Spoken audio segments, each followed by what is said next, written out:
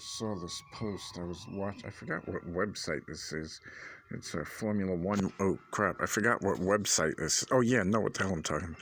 No, it's the Formula One website, and they're talking about the dear fellow Ross Brawn was talking about how he wants to cut back on stuff, cut back on logistics about like motorhomes and things like that to become more carbon neutral and things like that, which I thought was really cool.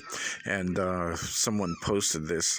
I thought it was really great. It shows, do you know how big a crude oil barrel is?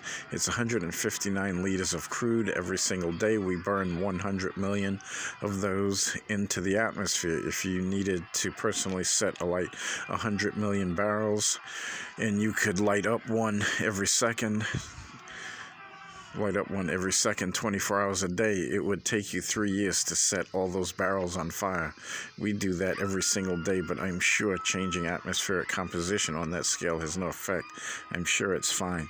Yeah, I thought that was pretty cool to put, like, just how much pollution we put into the sky, because everybody's complaining on this dopey website. Let me see, what's this? I think it's Planet F1, because I follow Formula One, in case you guys didn't know.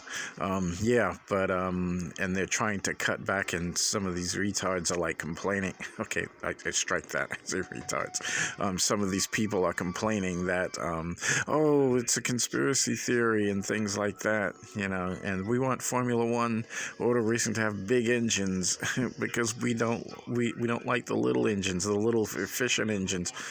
And I personally like the little tiny engines because they use 1.6 liter V6s. And I think, what's that guy's name? Forgot his name. It's a French fellow. He used to run Ferrari. But he wanted to use 4 cylinders, which I thought would have been kick-ass. But I thought the cars would have been faster with 4 cylinders, flat 4s, though, instead of inline 4s. Although I love the way inline 4s look. When you look at those 4-cylinder motorcycle engines, especially like those 600s, those things look kick-ass. And the 1000 engines look awesome also. But I think Formula One cars, they should use those 600cc engines, those 4-cylinder. That would have been badass. They used to use them like back in the 80s. They had 1.5 liter 4 cylinders and 6 cylinders and things like that. Turbo engines that were making, like, I think Honda, they say, was making 1,500 to 2,000 horsepower. And I think BMW made Honda, it was a V6. Honda used a V6 1.5 liter, and Ferrari used a V6 1.5 liter. But BMW had this bitchin' looking a 4-cylinder that I thought was just the absolute, the living end. I swear to God, it was so cool. It was a 4-cylinder. I think they said it made 900 horsepower in race trim and 1,200 horsepower in qualifying trim. But I think they said the Honda made 17 or 1,500 horsepower, or up to 2,000, some people were claiming. And I remember when Gordon Murray, the dear fellow that built the British fellow that built that McLaren F1, that first one back in the 90s. I think it was 92 or some crap like that.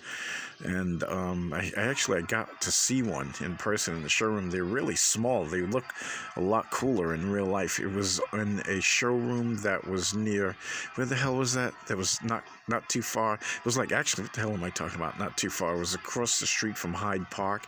It was right near this hotel that I think the first time my family and I, the second time we vacationed in London. Yeah, we were dirt poor. We went, the first time we vacationed, unfortunately, we went, it was like we went tourist class, flew to TWA and had to come back in tourist class on the QE2. That was devastating. I'm still going through, what do you call that crap? Therapy for that. But so me mom and me dad, they finally, broke down, and we went first class, British Airways, all the way in first class on the QE2 back, thank God. But I'm still suffering from that, that tourist class thing. So, but yeah, there was this hotel called the Intercontinental Hotel, and that was really cool place. But the last time I went back there, that showroom, that McLaren showroom, because it was like down the block from across the street from Hyde Park, but down the block, a couple of doorsteps away from the Intercontinental, across the street from Hyde Park. And but it's gone. I didn't see, last time I was there, I didn't see it anymore in 2011. And let me see, am I sharing too much information? I don't think so. But yeah, it was pretty cool. And but they're gone. But yeah, well, my point was that I was thinking it would have been way cooler if they would have if this thing was crazy. I think Honda was greatly insulted because they were winning with Honda engines, Honda 1.5 liter engines, turbo engines. Now, I think at that time, did they switch? I think they switched, though, at that time to the 3 liter or 3.0 liter V8s or some crap like that, or V12s. I think they actually made a V12. Didn't hear much about it, though, but I'm not sure if it was a V12 or a V10 or a V8 or what the hell. But I thought that was very disappointing, I found. But yeah, but they used, I guess it must have been really insulting that they used a BMW and when McLaren was actually winning with Honda engines.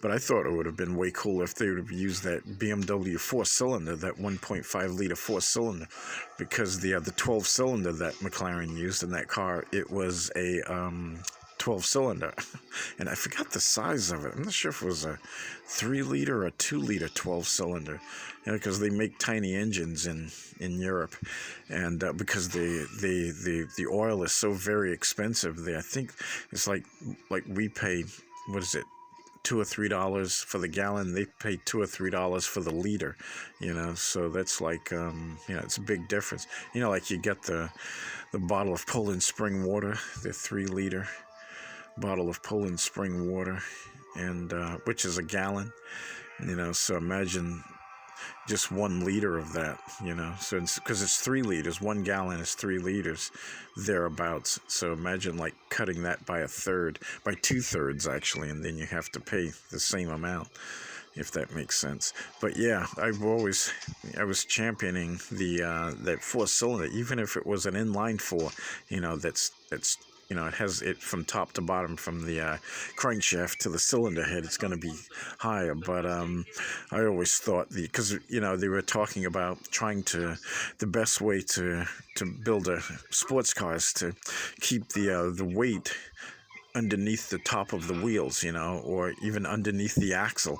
So I thought that would have been the best way to go. I can't believe it's 8 minutes and it's like I'm talking, just yakking. But anyway, yeah, so burning a lot of crude oil, and but it's like a flat 4, though. I thought it would have been definitely, a kick-ass engine, and it would have been better balanced, I think, much lighter car, and making because they got that 4-cylinder to make 900 horsepower in race trim, so I figure you cut off 300 horsepower and you're still back at the 600, although it'll probably be at a higher rev. It won't make as much torque as the 12-cylinder, but it would have sounded cooler, also sounded more like a race car. But I was thinking, if it's a 4-cylinder instead of a 12-cylinder and it's flat, you could probably make it a lot lighter, okay, why flat? I don't know. I think there's just less material, though, because BMW makes those flat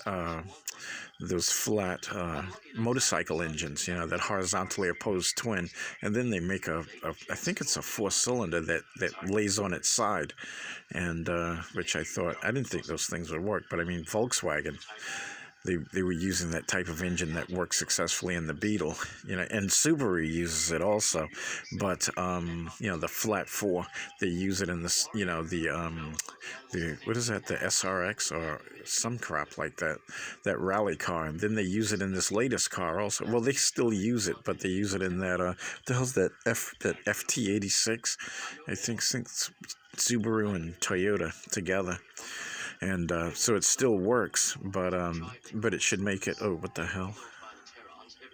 What the hell? This damn thing. Okay.